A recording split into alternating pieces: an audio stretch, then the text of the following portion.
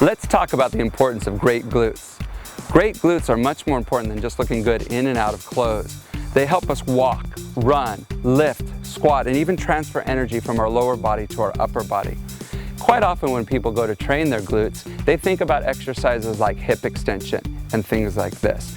And the glutes are active when you're doing hip extension, but they are active when we do a lot of other movements. One of the most important movements to actually train your glutes is a deep squat. So we're going to start there. You'll notice that I have the rails up pretty high on the tower. I'm going to come as deep as I can on the glide board. So if you have healthy knees, come really low onto your glide board. If you have any issues with your knees, then don't give yourself such a deep range of motion or come down quite as far. You're going to exhale, come down as deep as your knees can handle. The lower you go, the more you activate your backside when you drive up.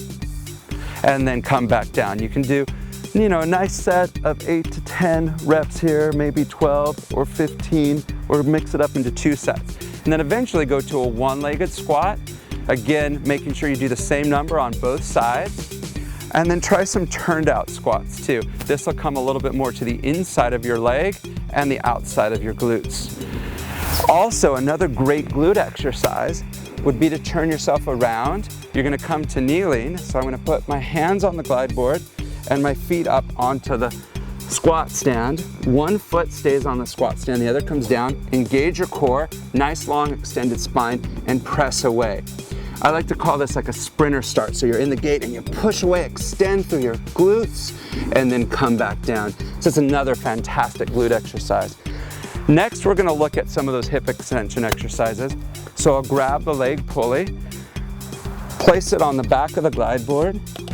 Make sure that if you did your squats up high, you'll lower yourself down. So pull the safety pin out and then lower yourself down pretty low for this because this is challenging and we're getting a little bit more into a smaller muscle group, so it's not going to be quite as strong.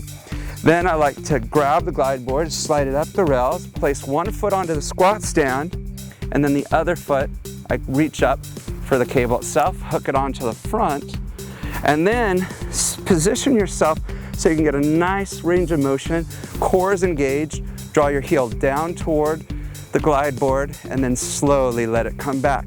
The focus is on that hip extension, so drawing down, extending through a nice long leg, and staying nice and quiet in the rest of your body. Finally, another great sequence that really gets the backside of your body are lunges. You can do lunges from a low level. However, the lower the glide board is, the easier it's going to move. So you want to make sure that you can control your lunges. I'll start with the rear lunge because it's safest. I bring my foot up toward the base of the rails and then start with just moving back through a nice lunge, move through the range of motion that you can control. Knee stays right in alignment with the foot, and then come up nice and tall.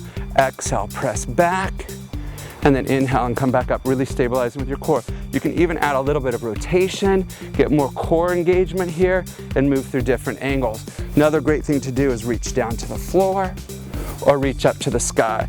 So as you change what your upper body's being challenged with, it will impact your lower body and really use that energy from the lower part of your body all the way to the top. Some great exercises for your backside. So again, you'll look great in and out of clothes.